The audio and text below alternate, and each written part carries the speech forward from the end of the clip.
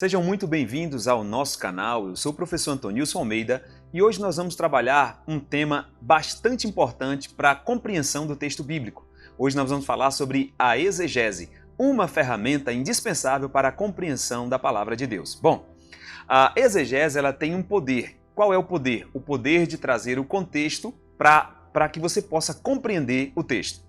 Qual o significado da palavra exegese? A definição etimológica da mesma vem de uma palavra grega que quer dizer extrair para fora, levar para fora. No nosso dicionário, a palavra exegese aparece como substantivo feminino que traz o seguinte sentido: esclarecer minuciosamente um texto ou uma palavra. Basicamente é isso, tá? Qual o objetivo da exegese? O objetivo da exegese é encontrar a intenção do autor e o impacto da mensagem para os ouvintes da época. Basicamente essa é a intenção.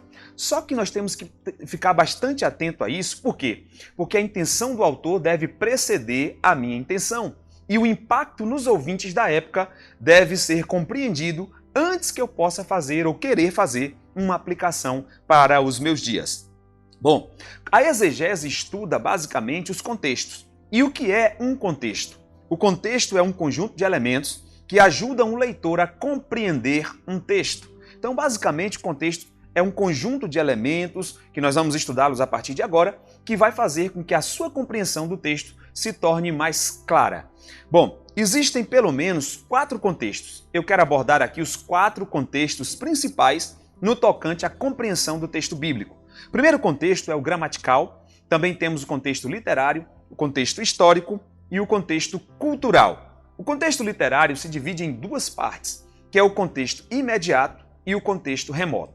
Então nós temos 4 contextos, basicamente, para que possamos ter uma compreensão de um texto de maneira saudável, tá? Bom, o primeiro contexto que eu quero abordar é o contexto histórico. E o contexto histórico compreende a uma correspondência histórica de um fato em torno do texto que foi assimilado pelo autor na hora da execução do mesmo. Então, o contexto histórico traz essa compreensão e essa influência de outros fatores externos para que, a partir desses outros fatores, o autor trabalhe a sua dinâmica e a sua transliteração ou literalidade de fatos, tá bom? Bom, o contexto histórico analisa a parte de um contexto geral, como eu já falei, onde aconteceu, quais os fatores externos que influenciaram o autor. Basicamente isso. Nós temos um exemplo na palavra de Deus bem interessante. Está lá em 1 Coríntios, capítulo de número 9, e os versos 24 ao verso de número 26. Nesse contexto, Paulo faz uma análise, uma metáfora de um fato que aconteceu no seu contexto da época, que eram os atletas correndo nas arenas, e comparou essa carreira com a carreira da fé. Vamos ao texto?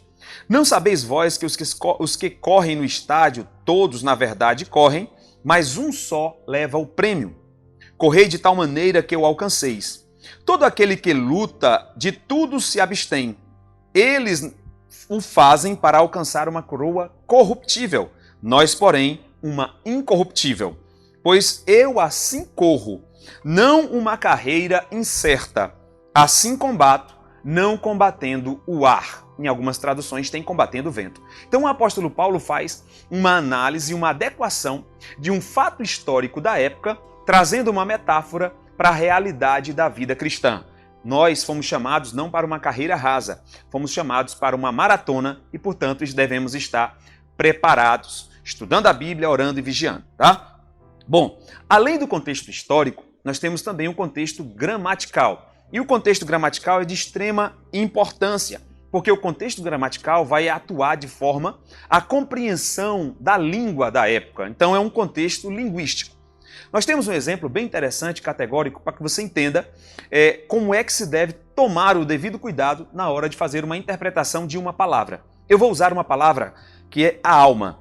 A alma é uma palavra polissêmica, ou seja, uma palavra que tem vários sentidos. Por exemplo, em Gênesis capítulo de número 46,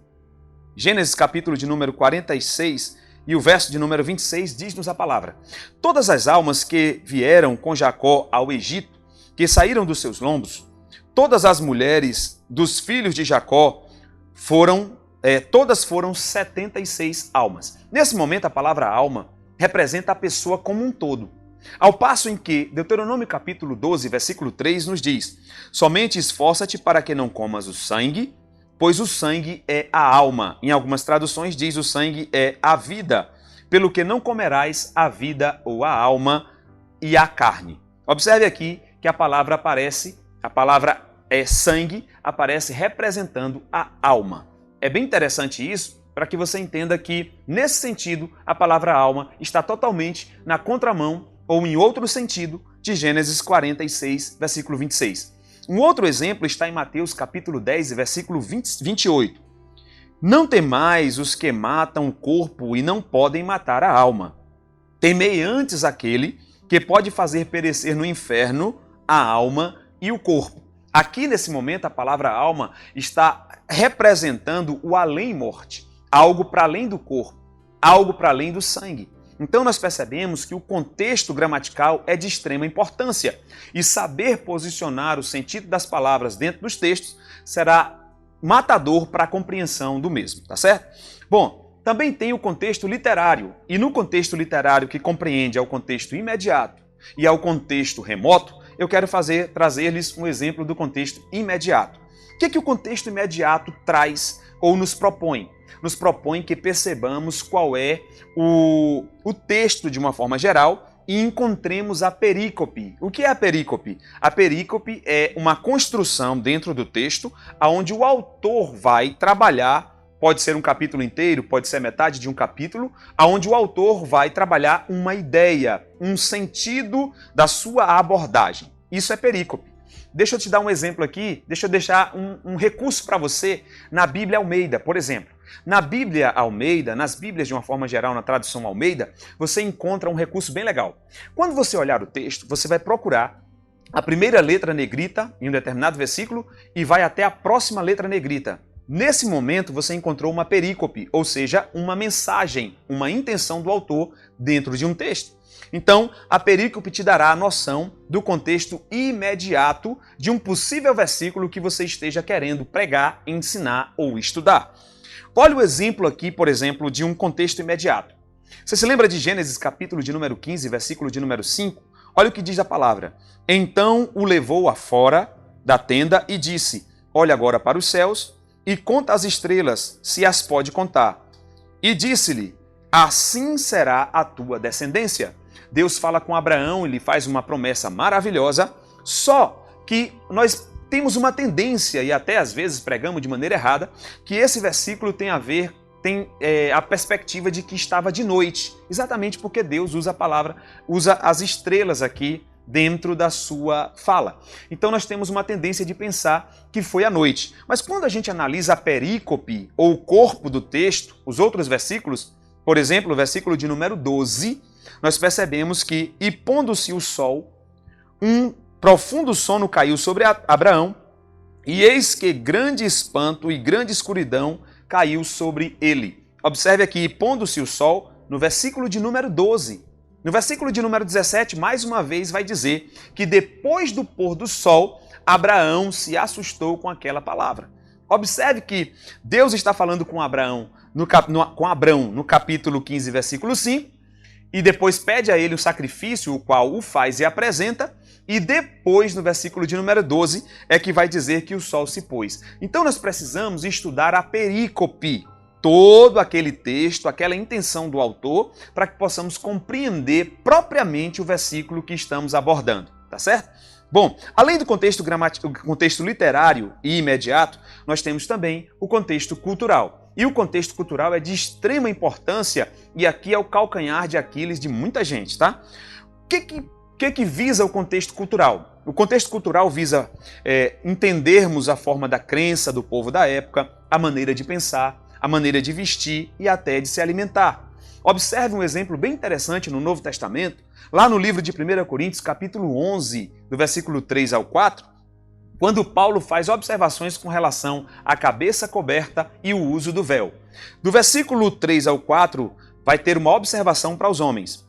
Mas quero que saibais que Cristo é a cabeça de todo homem, e o homem a cabeça da mulher, e Deus a cabeça de Cristo.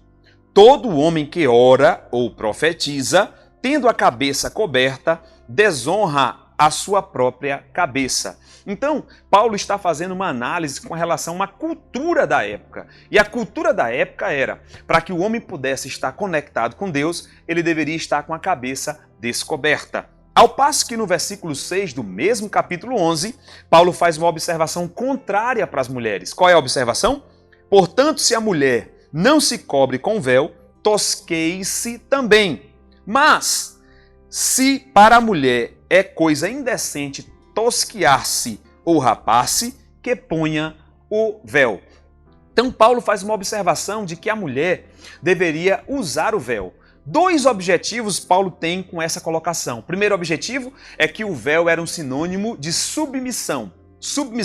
Segundo objetivo é que, ao usar o véu, as mulheres ali da igreja de Corinto seriam distinguidas das mulheres ou das outras mulheres sacerdotisas que adoravam a deusa Diana e que a própria adoração dessas mulheres compreendia a orgias, a cultos imorais, e assim Paulo observa o uso do véu para distinguir entre as mulheres cristãs, novas convertidas, crentes da igreja em Cristo, das sacerdotisas da deusa Diana. Basicamente isso. Bom, gente, aqui fica esse vídeo. Eu acho que é um dos vídeos bem interessantes que pode te ajudar no estudo da palavra, onde você vai aprender com a exegese e o poder do contexto. Deixa eu te dar uma bibliografia rapidinho para te ajudar nos teus estudos. Procure um dicionário de Scott e Liddell. É um dicionário muito interessante que eu gosto de usar, bem objetivo. Procure também um comentário bíblico de Craig Skinner. Esse comentário bíblico você vai encontrar na Vida Nova.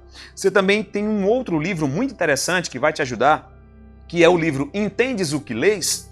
De Gordon Fee e Douglas Stuart. Também é um livro da Vida Nova, tá? Então, esses livros vão te ajudar a compreender melhor o texto e, portanto, fazer uma exegese bem interessante. Então, nunca mais se esqueça que a exegese é o estudo do contexto e que os contextos são histórico, gramatical, literário e cultural. Então, antes de ir a um texto, comece a observar toda essa perspectiva para que você possa fazer uma tradução saudável da palavra do Senhor.